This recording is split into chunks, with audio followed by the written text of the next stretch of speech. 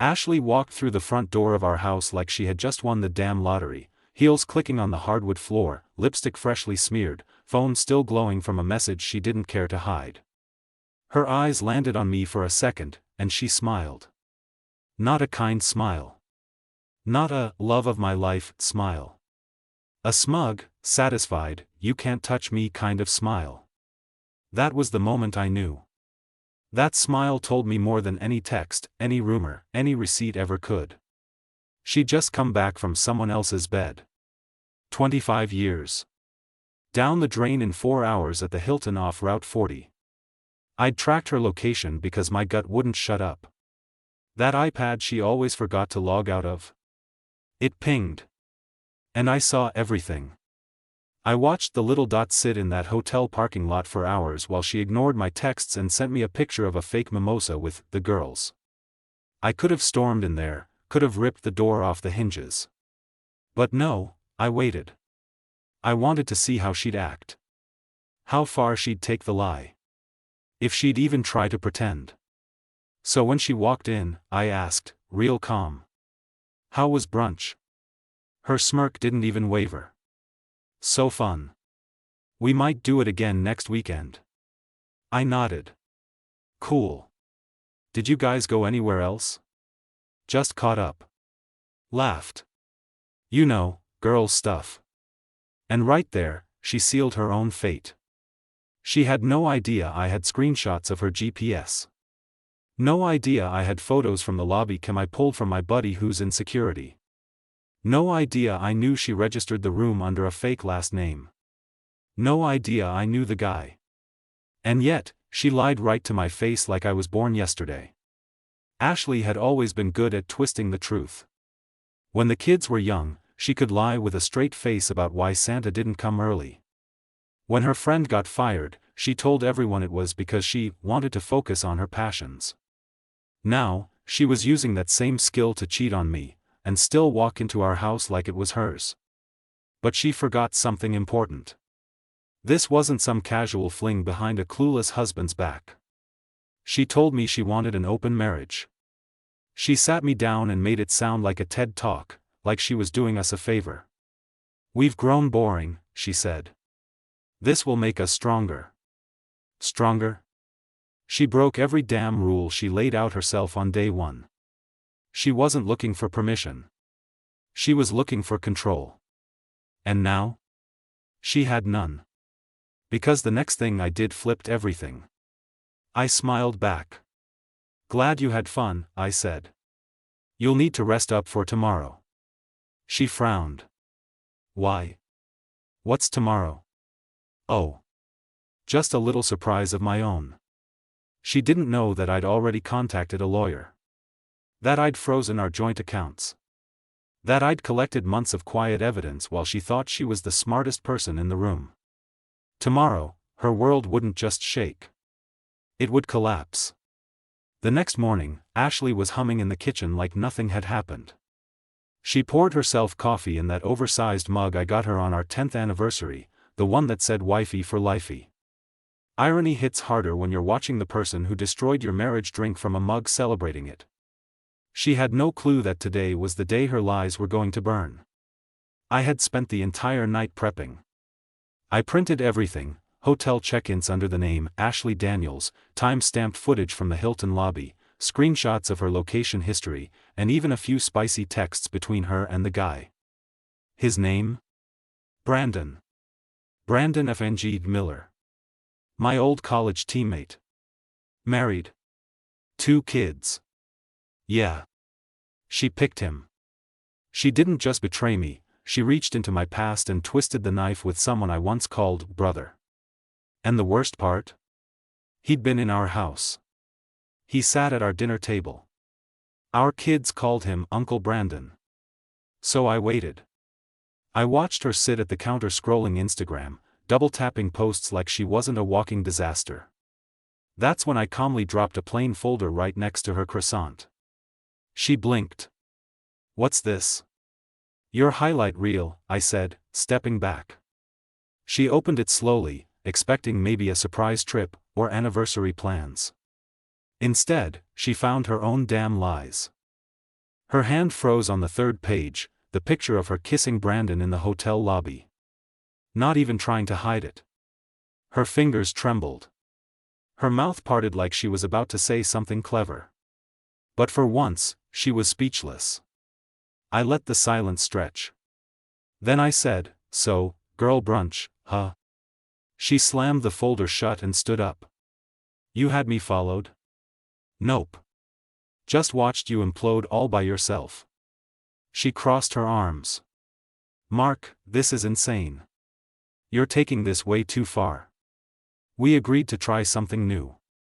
I just happened to be the first one to explore it." I laughed. Actually laughed. Explore? You mean screw my best friend behind my back and pretend it's growth? Her eyes flashed. "You're being dramatic. It was just one time." "4 times," I corrected. "4 hotel visits. Same guy. I even have the Uber receipts. Want those too?" She looked ready to explode, like the idea of me knowing everything offended her more than the fact that she did everything. "You're spying on me like a psychopath," she hissed. "No, Ashley. I'm documenting a betrayal. Big difference." She dropped the act then. The fake empathy, the concern, it vanished. Her face turned cold, calculating. "So what now? You're gonna divorce me? Throw away 25 years because your ego's bruised?" That hit me like a punch. Not because it was true, but because it showed exactly who she really was. Ashley didn't feel guilt. She felt inconvenience. "You threw away 25 years, I said. I'm just the one finally acknowledging it." She rolled her eyes. "You're weak, Mark. You never had the balls to fight for this marriage. That's why I had to find what I needed somewhere else." And there it was. The truth. Not wrapped in an apology. Not softened by regret. Just weaponized arrogance. I stood there, looking at the woman I'd built a life with. The woman I defended. The mother of my children. And for the first time, I felt nothing. No heartbreak. No rage. Just clarity. She thought she was the storm. But I was the damn earthquake. And I was about to bring it all down.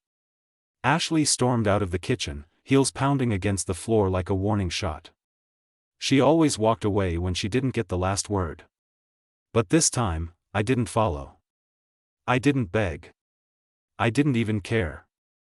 I just stood there and watched her go, like watching a hurricane vanish in the distance after it's already destroyed everything in its path. I spent the next hour cleaning up, not the kitchen, the mess. I called my lawyer, Rick Stanton. I'd already briefed him weeks ago when the late nights and weird excuses started stacking up like unpaid bills. He was waiting on my go. Today, I gave it. "Serve the papers," I said. Rick didn't ask why. He just said, "Copy that."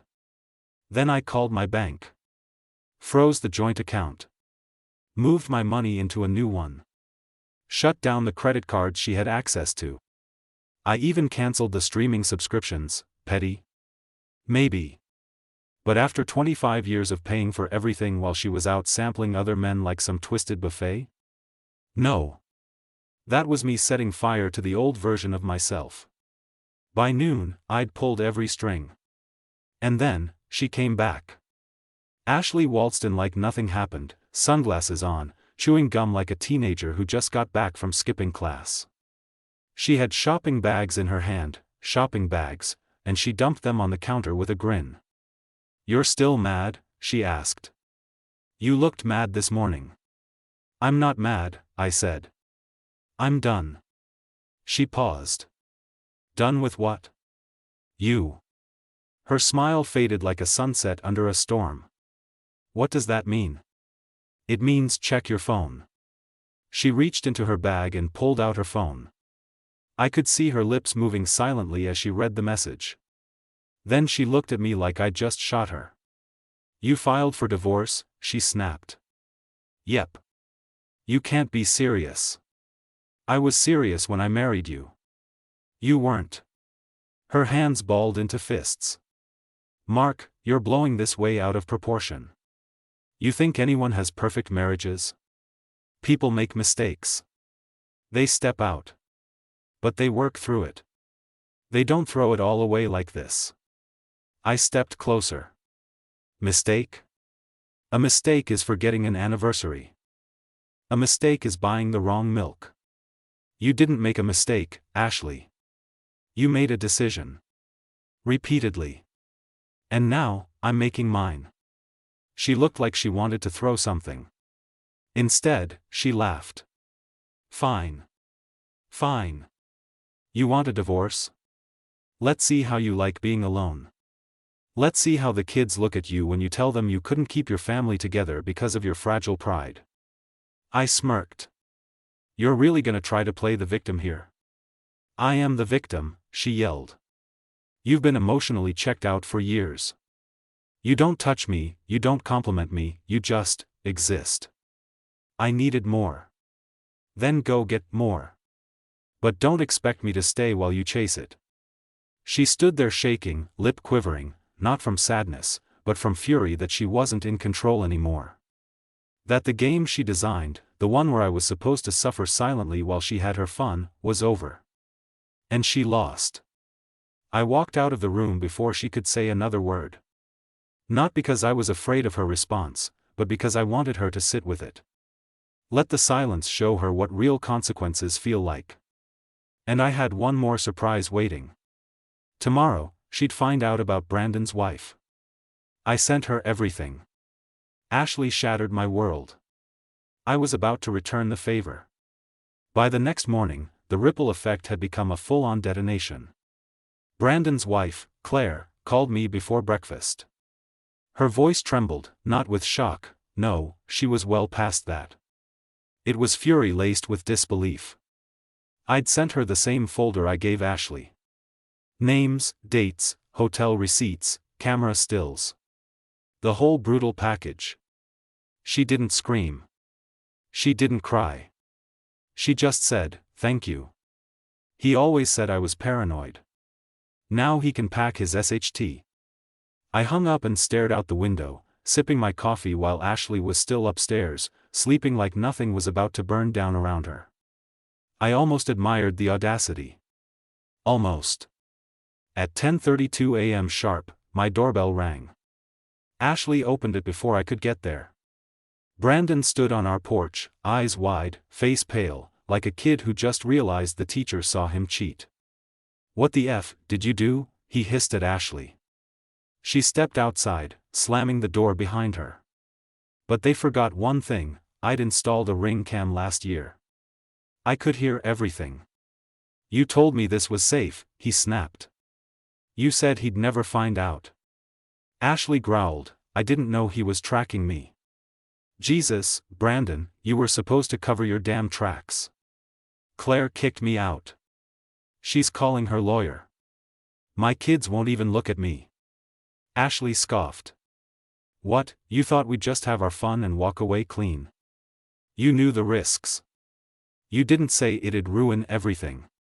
That was when she said it. "Then maybe you should have kept your DCK in your pants." I paused the audio and laughed. There she was, the real Ashley. The one who always turned on people the second they stopped being useful. Brandon wasn't her soulmate. He was a distraction. An ego boost. A chess piece. And now, he was a liability. They argued for another few minutes. Then Brandon stormed off, kicking my mailbox on the way down the steps. Ashley came back inside like nothing happened. She didn't even look at me. Just grabbed her keys and purse. "Going somewhere?" I asked. "I need space," she muttered. "Take all the space you want. Don't come back." She froze. "What?" "You heard me. We're done, Ashley. You don't live here anymore. You can't kick me out of my own house." "No. Our house. And Rick already filed for the temporary restraining order. You'll get the papers today." "You're out of your mind," she barked. No, I'm finally sane. She stood there for a moment, blinking like she couldn't process what was happening. Because for the first time in 25 years, the person losing control wasn't me. It was her. You're making a huge mistake, she said quietly. No. I made one 25 years ago. I married you. That broke her. Not loud. Not explosive. Just quiet, like I'd knocked the wind out of her soul. She walked out without another word. Got in her car and drove off. I didn't watch her go this time. I didn't need to. I'd already deleted her from my future. And yet, I knew this wasn't over. Women like Ashley don't go down quietly. And sure enough, that night, I got the text. You'll regret doing this to me. That's when I smiled. Because I was ready. Let her come. Ashley didn't waste time. By the next morning, I was getting calls, from mutual friends, from co-workers, even from my mother. All of them asking the same thing. Did you really cheat on Ashley? She flipped the entire narrative overnight. Now I was the monster. The liar. The man who emotionally abused his wife for years until she was forced to find comfort elsewhere. According to her, I was some controlling husband who micromanaged her life and pushed her into Brandon's arms. She even threw in a fake story about me roughing her up during a fight that never happened. She weaponized sympathy like it was a flamethrower. But I wasn't about to play defense. While she was busy painting herself as a wounded saint, I was already 5 steps ahead. Remember that folder of evidence? It wasn't just for lawyers and Claire. I had digital copies. And screenshots of Ashley's texts to Brandon, explicit, vulgar, disrespectful to our family. I didn't post them publicly. I didn't need to. I just sent them, privately, to the same people she fed her lies to. Including my mother. Including her sister. Including her boss. The silence that followed those messages was loud. One by one, the phone calls stopped. The fake concern evaporated. Even her best friend, Mandy, texted me saying, "I'm so sorry, Mark. I didn't know it was that bad." Ashley thought she could assassinate my character to save her own. She didn't expect receipts. She didn't expect I'd have her dead to rights. And then came the job. Ashley had been working part-time at a local PR firm. Small, tight-knit team. The kind that cares about image. The kind that doesn't want drama tied to their brand. When her boss saw the screenshots, her texting Brandon that she can't wait to do it again in the hotel with the cameras watching, he didn't even wait for a conversation. She was fired the same day. She came back to the house that night.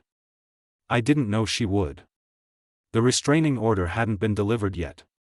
I opened the door, and there she was, makeup running, mascara tears streaked down her cheeks. "You ruined my life," she spat. I didn't answer. I just looked at her, really looked at her, and for the first time since all this started, I felt nothing. No rage. No pain. Just cold detachment.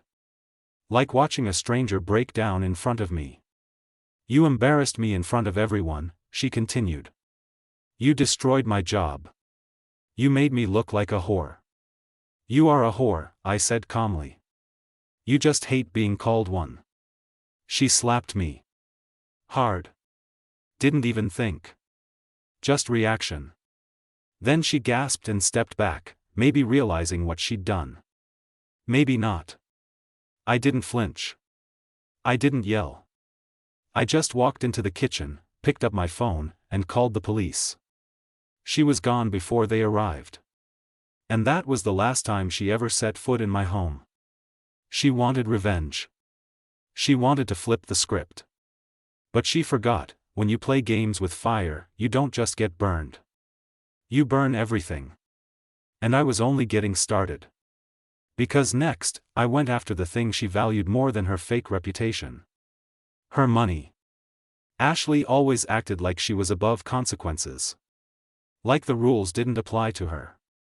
She was smart, charming, manipulative as hell, and for 25 years, she made me believe I was lucky to have her. But the truth? I was just one of her pawns. Until I flipped the board. Now it was time to make sure she felt the consequences where it actually hurt, her wallet. She'd gotten comfortable during our marriage. I made the money, paid the bills, took care of the heavy lifting while she'd managed the home, translation, spa days, brunches, and designer bags. Our accounts were joint, our assets shared. That had to change. I sat down with Rick, my lawyer, and we went to work. First, we froze everything she could access. Credit cards? Cancelled. Bank accounts? Locked. I redirected the auto-pay on all bills and subscriptions, every financial link that connected us. Severed. She was now officially broke unless she had something stashed away. But I knew her. Ashley didn't save. She spent. Then came the prenup. She always joked about it, said we didn't need one because we'll never split. But what she forgot, what she never cared to remember, is that we did sign a prenup back when I was starting my company. She laughed it off at the time. Sure, if it makes you feel safe, she said. Well. It did. And now it was saving me from handing over a single cent of my business. The prenup had clear clauses: infidelity nullified spousal support. Any proof of extramarital affairs would protect my assets. And I had more than enough.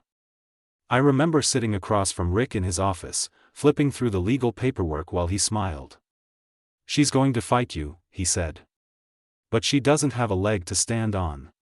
This prenup is bulletproof. Good. Let her swing. Let her throw tantrums and threaten court. I'd been passive for too long. Quiet. Forgiving. Not anymore. And then I made my final move. Ashley's car, the white Audi I bought her for our 20th anniversary.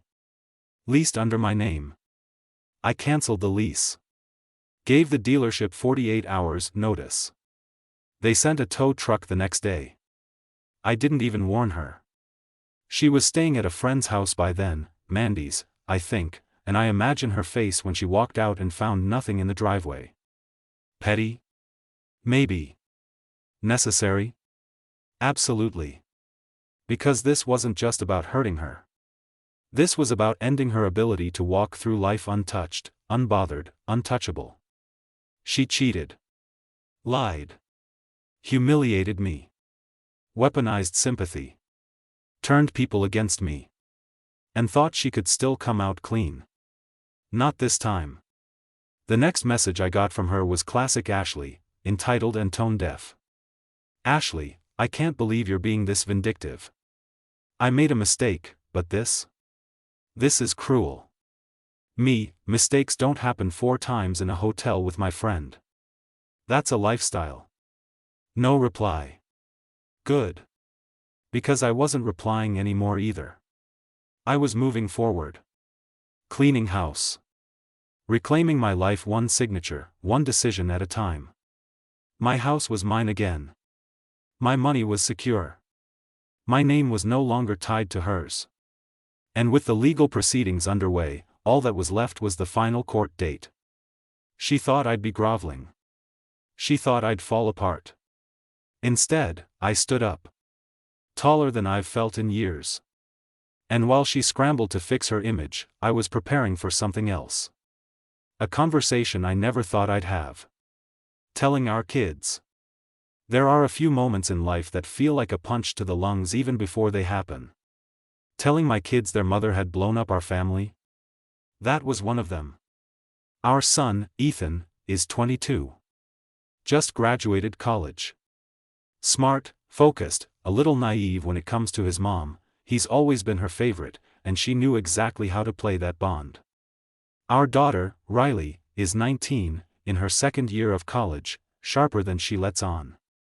She always kept a close eye on things. More observant than she pretended to be. We agreed to meet at our house. Neutral ground. I made coffee like it was any other day, but inside, I was shaking. Not out of fear. Out of sadness, for them. They didn't deserve this. They were raised in a house that preached loyalty and trust, and now, they were about to see the cracks their mother had carved into it. When they walked in, I didn't waste time. "I need to talk to you about something important. It's about your mom." Ethan tensed immediately. "She's okay, right?" "She's fine. Physically. But there's been something going on for a while now, and I didn't want to drag you into it until I had facts. Now I do." I laid out the truth, not the emotional wreckage, not the drama, just the facts. That Ashley had suggested an open marriage. That I disagreed. That she went behind my back anyway. That she had a months-long affair with Brandon Miller. When I said his name, both of them flinched. "Uncle Brandon?" Riley asked, eyes wide. "Yeah," I said. "The same one who brought you both Christmas gifts last year." Silence fell like an avalanche. Heavy. Suffocating. Then Ethan spoke. "Did Mom admit it?" I nodded. "After I showed her the proof. And she's the one who wanted to open things?" Riley added, her tone sharp. "Yeah. And when I said no, she did it anyway." Riley crossed her arms, her expression hardening. "She always used to say you didn't understand her. That you were boring. I never knew what she meant, until now." Ethan stayed quiet. His eyes were red, fists clenched. I slid the folder across the table, the same one I'd shown Ashley. I didn't want to. I hated doing it. But if they were going to hear lies from her later, I needed them to have the truth now. Ethan opened it. He didn't make it past page 2 before standing up and walking out the back door. I could hear him kicking something in the yard. Riley just sat there, flipping slowly through the pages. She finally looked up. "She's going to blame you." "I know. She's going to say you're overreacting. That you were cold. Emotionally distant." "I know. And you're going to let her." "I'm going to let her say whatever she needs to say to sleep at night. But I'm not letting her back into this house. Or this life." Riley nodded. She didn't cry. Neither did I. Eventually, Ethan came back inside, silent and pale. He sat down, took a deep breath, and said, "I don't want to see her." "Not now." I just nodded. This wasn't what fatherhood was supposed to look like. But this was what reality looked like after betrayal. Ashley later tried reaching out to them. Played the victim card. Claimed I poisoned them against her. But they'd seen enough. They made their own choices. She destroyed her image all by herself. And all that was left now, was to finalize the divorce. One last battle. The courtroom was colder than I expected. Not in temperature, no, that would have been easy. This was the coldness that comes when everything you built, believed in, and fought for is put on display like evidence in a murder trial.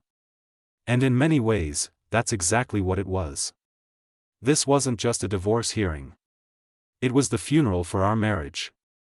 Ashley walked in late, of course. Always needing the dramatic entrance. She was dressed in all black, like a widow mourning a husband that she herself had killed. The look was perfect, flawless makeup, crocodile tears barely held back, and a sharpness in her eyes that told me she was ready to perform. But I wasn't here to play along. She expected me to fight. To yell. To crumble. Instead, I sat calm. Composed. Unshaken. The judge glanced through the paperwork. Most of the details had already been submitted in the weeks leading up to this day, the prenup, the evidence, the finances. Rick had done his job perfectly. Ashley's attorney tried the last-ditch efforts. Emotional appeals. Claims of emotional neglect, lack of affection, a desperate attempt to find validation. The judge, bless him, barely blinked. He leaned forward, tapped a finger on the thick folder of proof I'd submitted, and said, "Infidelity, well documented, negates spousal support under the prenuptial agreement. The court recognizes Mr. Hayes' right to full financial protection." Ashley's jaw tightened. No alimony. No assets. No house. No car. She walked in expecting to leave with leverage. She left with nothing but a last name she'd soon be forced to give up. It was done in less than 20 minutes. After 25 years of shared birthdays, anniversaries, family vacations, stolen kisses, and midnight laughs, it ended in 1,200 seconds of courtroom silence and a gavel drop. As we stepped out into the hallway, she finally cracked. "You think you've won?" she snapped, rushing up behind me. I didn't stop walking. "I don't care about winning anymore. I care about being free. You humiliated me." "No," I turned to face her, looking her dead in the eyes. "You did that to yourself. I just stopped hiding it for you." Her mouth opened, probably to throw another insult, but nothing came out. She had nothing left. No lie sharp enough. No fake tear strong enough. She watched me walk away, this time for good, and I never looked back. That night, I sat alone in my house. But it didn't feel empty. It felt quiet. Peaceful. Like I could finally hear myself think again after years of drowning in the chaos she called love. The air felt cleaner. I poured a glass of bourbon, stared out the window, and finally let myself breathe. I wasn't broken. I was reborn. If you're reading this, if you're sitting where I once sat, confused, heartbroken, torn between staying loyal and saving your soul, let me tell you something. Leave. Not because it's easy. It's not. Leave because it's the only way you survive someone who will never stop destroying you just to feel powerful. You deserve more than lies dressed as love. You deserve truth, even when it hurts. I loved a woman who loved only herself. And losing her was the best damn thing that ever happened to me.